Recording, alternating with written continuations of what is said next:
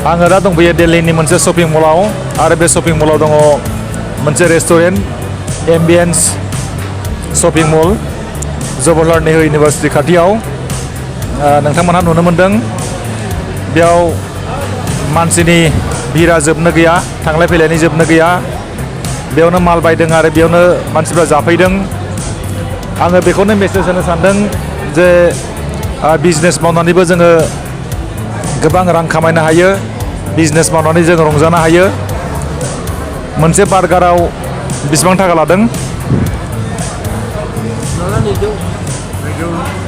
200नि बारा मोनसे बार्गारावनो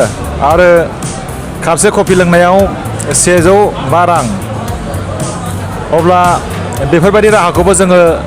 जोंनि साफ्रोमबो फरायसाफ्रा साफ्रोमबो नङाब्लाबो खायफा खायफा लानो हायो बेफोरबायदि राहाखौ बिजनेस मावनायनि राहाखौ जोबनो गैयै मानसिनि भिर आरो जोबोरै साखोन सिखोन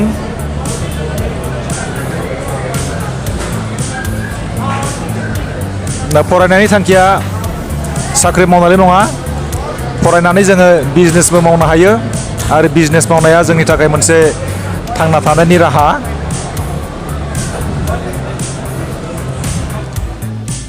फालांगि खालामनायाव जोङो मोनसे बिथांखि लानांगौ गेदेर सिमां नुनांगौ फालांगि मावनायाव जोंहा माखासे गुन थानांगौ जेरै सहायनाय गुन थानांगोन बयखौबो मोजां मोननाय गुन थानांगोन बयखौबो मदद खालामनो हानाय गुन थानांगोन बयनिबो गोसोखौ मोजां मोनहोनो हानांगोन इसोरनि फारसे फोथायनाय थानांगोन खस्थ' खालामनो हाग्रा जानांगोन मानसिफोरजों मोजां सोमोन्दो थानांगोन गुरै गुरै गोदै गोदै बाथ्रा बुंनो हानाय जानांगोन जों बयबो मिथिगौ नरेन्द्र मदिया सानसे समाव साहा फानग्रामोन नाथाय बिथाङा दिनै खस्थ' खालामनायनि गेजेरजों गावनि सायाव फोथायनाय थानायनि गेजेरजों इसोरनि सायाव फोथायनाय थानायनि गेजेरजों बयजोंबो मोजां सोमोन्दो लाखिनानै दिनै सासे भारतनि प्राइम मिनिस्टार जानो हाबाय बेबायदि बाथ्राखौ जों बयबो मिथिगौ बेनिखायनो आं बुंगोन थास' आथिं फाननाय दिंखिया फाननाय थास' बिबार फाननाय बेयाव जोंनि फालांगिखौ बेबायदि बेंखनाव दोनोब्ला जोङो जानाय नङा दिनै जोङो थाइसे खामायोब्ला बे खामायनाय रांनिफ्रायनो माखासे रांखौ जोङो दोनथुमनो रोंनांगोन दिनै खामायदों गाबोन जोबदों बिदिबा जेबो जानाय नङा जोंनि फालांगि मावनायखौ गोजौ थाखोआव लांनो थाखाय जोङो बयबो नाजानांगौ जोंनि हारियाव फिसा फिसौ बिजनेसावनो गोदोसोमबाय थायोब्ला फिसा फिसौ बिजनेसखौनो जोङो गिदिर गोलाव खालामनो हायाब्ला मुलाम्फा जानाय नङा जोंनि रांखान्थि हालोदा बेनो बे थाबाय थागोन बेनिखायनो साननायाव सोलायनाय फैनांसिगौ साननायखौ सोलायनांसिगौ गिदिर सिमां नुनांगौ फालांगि खालामनो थाखाय माखासे रांनि गोनांथि दङ बे रांनि गोनांथिखौ गोनां जायोबा सरकारनिफ्राय लन लानानै एबा गाहाम हामलायग्रा बिथांमोननिफ्राय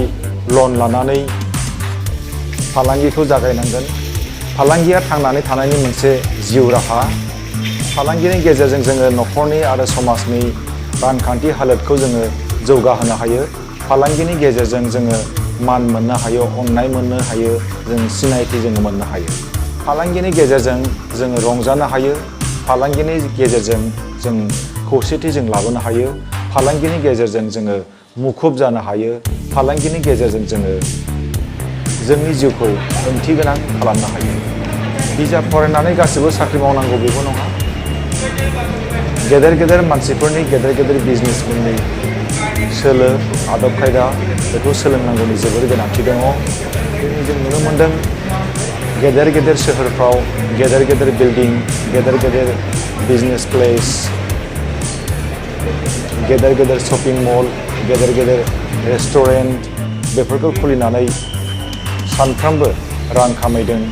सानफ्रोमबो समाजनि थाखाय मोजां हाबा मावदों जोंनि साननाया थास' आथिं फाननाय थास' बिबार फाननाय दिंखिया फाननाय बेयावनो बेंखन जानानै थायोब्ला जों माब्लाबाबो जों मुलाम्फा जानो हानाय नङा बेनिखायनो जोंनि साननायफोरखौ जोङो सोलायनांसिगौ